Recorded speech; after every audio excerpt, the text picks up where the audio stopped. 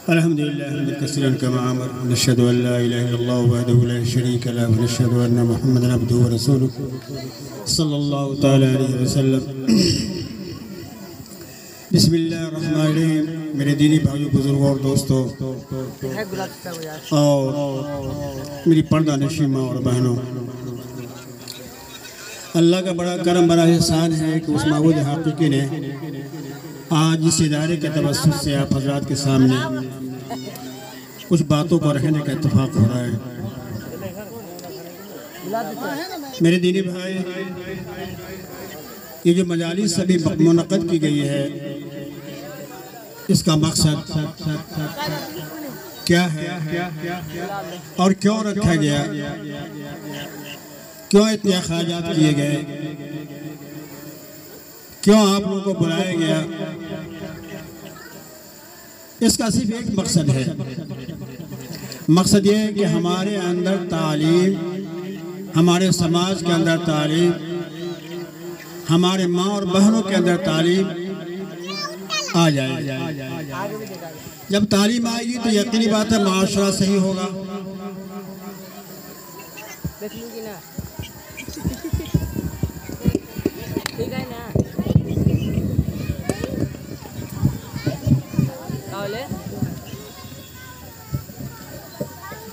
माशरा सही होगा, घर का निज़ाम सही होगा, लोग अच्छे होंगे। सबसे पहले मैं एक बात से अपनी बात को समझाना चाहूँगा कि आप लोगों ने एक बुजुर्ग का नाम सुना होगा, हज़रत बख्तियार काकी रहमतुल्लाह अलैह का वाक़या मेरी नज़र से गुजरा। उनके वालिद मोहतरम का इंतकाल हो गया था। वालदा थी, तो वालदा ने जब बच्चा वो बख्तियार काकी जब 5 साल के हो गए, 6 साल के हो गए, तो वालदा को फिक्र हुई कि अपने बच्चे को मकतब भेजे पढ़ने के लिए। वो ले गए मकतब में बच्चे को, और ले जाने के बाद उस्ताद मोहतरम से कहा कि भैया बच्चे को आपके हवाले कर रही हूँ, आप हमारे बच्चे को इल्म दीन की तालीम दें। तो माँ कैसी थी और बच्चा कैसा था, इस पर गौर करना है। जब बच्चा मकतब से पढ़ कर के आता है, और आपने देखा होगा कि जब आपके बच्चे मकतब से पढ़ के जाते होंगे, अपने बस्ते को रखते होंगे और रखने के बाद फौरन खाना मांगते होंगे और ये कहते होंगे कि अम्मा भूख लगी है, मुझे कुछ खिलाओ। अब उनकी वालिदा जो थी वो क्या थी? आज जो हमारा माशरा तबाह है, बर्बाद है, हमारे घर की माँ और बहनों की वजह से। हमारी माँ और बहनों के घरों के अंदर तालीम नहीं है। जब तालीम नहीं होगी तो यकीनी बात है हमारे बच्चे की तरबियत नहीं होगी, क्योंकि माँ की गोद जो है वो इदारा है, एक मकतब है। जैसी माँ होगी वैसा बच्चा निकलेगा। मर्द बेचारे अपने कारोबार में रहते हैं, खेत खलियान में रहते हैं, रोजी रोटी की तलाश में रहते हैं, लेकिन अम्मा जो होती है घर के अंदर बच्चे को संवारती है। माँ अगर अच्छी होगी तो बच्चे अच्छे निकलेंगे। तो बहरहाल बच्चा पढ़ के आता है और आने के बाद अम्मा से कहता है कि अम्मा मुझे खाने को दीजिए। तो अम्मा का मिजाज कैसा था और अम्मा कैसी थी, और बच्चे की तरबियत कैसे हुई थी? माँ 5 वक्त की नमाज पढ़ने वाली, पहली बात। दूसरी बात यह कि वो जो भी काम करती थी अल्लाह का नाम लेके करती थी। आंगन में झाड़ू लग रहा है तो अल्हम्दुलिल्लाह सुभान अल्लाह पढ़ रही है। आटे कूदे जा रहे हैं तो वहां भी अल्लाह का जिक्र चल रहा है। और आटा कूदने के बाद जब रोटी बेली जा रही है वहां भी अल्लाह का जिक्र चल रहा है। तवे पर रोटी रखी जा रही है तो वहां भी अल्लाह का जिक्र है। तवे से रोटी बाहर निकाली जा रही है तो वहां भी अल्लाह का जिक्र है। अम्मा का जो भी काम हो रहा है टोटल का टोटल काम अल्लाह की जिक्र से हो रहा है। तो यकीनी बात है कि बच्चा कैसा होगा? जब ऐसी माँ होगी तो उसके बच्चे भी यकीनी बात है वैसे होंगे। तो जब बच्चा पढ़ के आता है तो आने के बाद अम्मा से खाना मांग रहा है तो अम्मा कहती है कि बेटा मैं तुमको नहीं खिलाती, अल्लाह खिलाता है। अल्लाह से मांग लो। तो अम्मा अल्लाह से कैसे मांगू? अम्मा दीनदार थी, उन्होंने एक लोटा पानी लिया, बच्चे के सामने वजू किया, चौकी पे मुसल्ला बिछाया, 2 रकात नफिल नमाज पढ़ी और 2 रकात नफिल नमाज पढ़ लेने के बाद उन्होंने दुआ किया कि मौला करीम मुझे खाने को दे।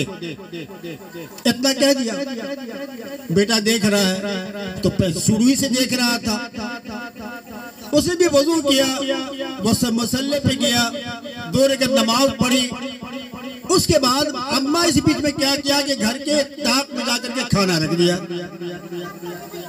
जब नमाज से फारिग हुआ तो कहा, अम्मा ने कहा कि ठीक है बेटा जाओ घर में खाना तलाश कर लो। जा रहा है खाना तलाश करने के लिए, ताक में खाना रखा हुआ है, रोटी है, तरकारी है, चावल है, जो भी हो। बच्चा लिया तो अम्मा खाना तो मिला, ठीक है, अल्लाह ने भेज दिया। 2 महीने, 4 महीने, 6 महीने बच्चे को ऊपर अम्मा ने मेहनत किया और बच्चे का मिजाज उन्होंने दीनी बना दिया कि अल्लाह खिलाता, मुझे माँ बाप नहीं खिलाता। ये उसका ज़हन बन गया। अब यहाँ पर एक आजमाइश आ गई। अल्लाह ताला अपने बंदों को आजमाता भी है। आजमाइश ये आई कि अम्मा को पड़ोस में जाने का इत्तेफाक हो, कोई जरूरत थी, अम्मा चली गई और उन्होंने सोचा कि जब मैं वहां से आऊंगी, बेटा के आने से पहले आ जाऊंगी, खाना ही नहीं रखा। अम्मा वहां जब बातचीत में लगी तो बच्चे के आने का वक्त हो गया।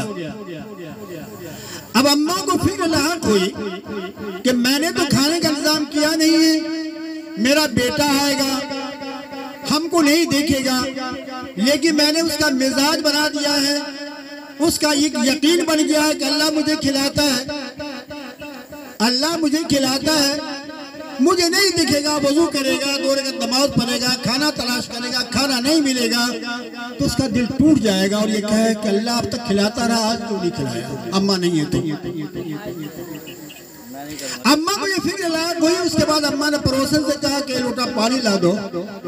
पानी ला दिया, उन्होंने वजू किया, मुसल्ला बिछाया, पड़ोसन किया और उसके बाद 2 रकात नमाज पढ़ी और अल्लाह से रो करके गिड़गिड़ा के दुआ कर रही है, कह मौलाए करीम अब तक मैंने अपने बेटे का यकीन तेरी जात में जमा के रखा है, आज मैंने उसके लिए खाना नहीं रखा, खाना नहीं छोड़ा है, आज नहीं रख सके, मौलाए करीम को इंतजाम फरमा दे। ज़ारो कतार हो रही है, आंख से आंसू जा रही है, हाथ उठा हुआ है, अल्लाह से मांग रही है। इस बीच में बेटा आता है, अम्मा को आवाज लगाता है, अम्मा तो है नहीं, कहना अम्मा तो मुझे नहीं खिलाती, अल्लाह खिलाता है। उनसे वजू किया, उन्होंने 2 रकात नमाज पढ़ी, दुआ किया कि अल्लाह ताला मुझे खाना दे। फिर जाते हैं खाना तलाश करते हैं तो ताक में जन्नत का खाना रखा हुआ है। वो खाना लाता है और आने के बाद खा रहा है, मजे से खा रहा है, इतना अच्छा खाना आज तक मिला नहीं था। अम्मा आती दिखती, मेरा बेटा खा रहा है। तो इस वाकये से मैं ये कहना चाहता हूँ, समझाना चाहता हूँ कि अगर माँ अच्छी होंगी घर की तो उसके बच्चे अच्छे होंगे। अगर माँ नमाज पढ़ने वाली होगी या 2 साल का बच्चा होगा तो बच्चा भी बगल में हो जाएगा, रुकू नहीं कर पाएगा तो यकीनी बात तो सो जाएगा, साजदा नहीं कर पाएगा तो सो जाएगा अम्मा के बगल में।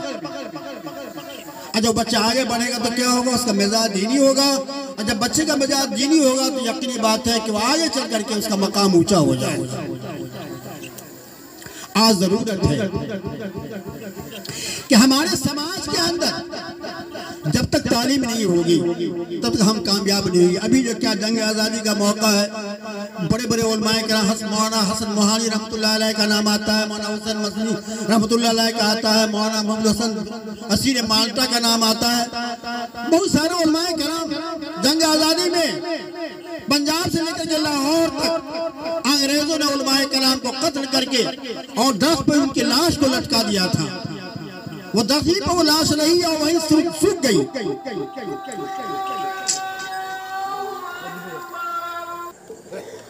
अभी जो एक नारा आप लोग सुनते होंगे, इनकलाब जिंदाबाद, ये मौलाना हसन मोहानी रहमतुल्लाह अलैह का दिया ये नारा है। हिंदुस्तान जब से आज़ाद हुआ और अब तक ये इनकलाब जिंदाबाद का नारा लगाया जाता है। ये किसकी देन है? मुसलमानों की देन है। बहरहाल मेरे भाई, अभी ये हम मदरसे के अंदर बैठे हुए हैं। इस मदरसे का एक ख्वाब है आप लोगों का कि अल्लाह ताला इस मदरसे को आला मकाम तक पहुंचाए। और दूसरी बात यह है कि इलाके के अंदर भी तशनगी है। इलाका भी चाह रहा है कि हमारे इलाके के अंदर कोई ऐसा दस निज़ामी का मदरसा हो जहाँ आला से आला तालीम हो और पूरे समाज के बच्चे इस मदरसे में आकर के तालीम हासिल करें। मेरी भी दरीना आरज़ू थी कि एक ऐसा इदारा हमारे इलाके में हो। आप लोग की मेहनतों का, काविशों का नतीजा है कि आज आपने एक इदारा कायम किया और कम मुद्दत में आपने अच्छी खासी तामीर भी कर ली है, जमीन भी हासिल कर ली है। अब मजीद तालीम का सिलसिला ऐसा चल रहा है कि आज खत्म कुरान भी हो गया। तो यकीनी बात है जितने लोग इस इदारे के अंदर शामिल हैं, जिनका पैसा लगा, जिनकी कुर्बानी वक्त जान लगा, जो लोग अपने वक्त को फारिग करके इस काम को अंजाम देने की कोशिश कर रहे हैं, अल्लाह ताला इनकी कुर्बानी को कबूल फरमाए। आज क्या है, आज समाज के अंदर देख रहे हैं कि हमारी बच्चियां मुर्तिद हो रही हैं। बच्चे का नाम कम आता है लेकिन हमारी बच्चियों का नाम ज्यादा आता है। आज ही 15 अगस्त है। जितने प्राइवेट स्कूल है उसके अंदर हमारी मुसलमान बच्चियां नाचती हैं, डांस की हैं। बड़ा अफसोस होता है, बहुत ही अफसोस होता है कि आज हमारी बच्ची, कौम की बच्ची डांस कर रही है, नाच रही है स्टेज पर जाकर, जबकि हमारी बच्चियां घर की जीनत हैं। हमारी माँ और बहनें घर की जीनत हैं। उनको घरों के अंदर आना चाहिए था, लेकिन आज वो बाजारों में निकल पड़े। आज देहातों में हाई स्कूल कायम हो गया है, आइए तक की तालीम शुरू हो गई है, लेकिन गार्जियन का यह हाल है और बच्ची का यह हाल है कि वो बाजार के कॉलेज में जाके तालीम हासिल करेंगे। उनके हाथ में बड़े बड़े मोबाइल हैं। कहां जा रही है हमारी कौम? ये कौम का मकाम क्या होगा? आज हम जलील रुस्वा हो रहे हैं, उसकी बुनियादी वजह क्या है? उसकी बुनियादी वजह ही नजर आती है कि आज हमारे घर का माहौल इतना खराब हो चुका है, इतना खराब हो चुका है कि आज हम और आप ये चाहते हैं कि हमारे बच्चे कन्वेंट में जाएं, प्राइवेट स्कूल में जाएं, पब्लिक स्कूल में जाएं, लेकिन आप अपने बच्चों को कुरान और हदीस और उर्दू की तालीम नहीं दिलवा रहे, जिसका नतीजा है कि हमारा समाज बर्बाद हो रहा है। हमारी बच्चियां, हमारे बच्चे बर्बाद हो रहे हैं।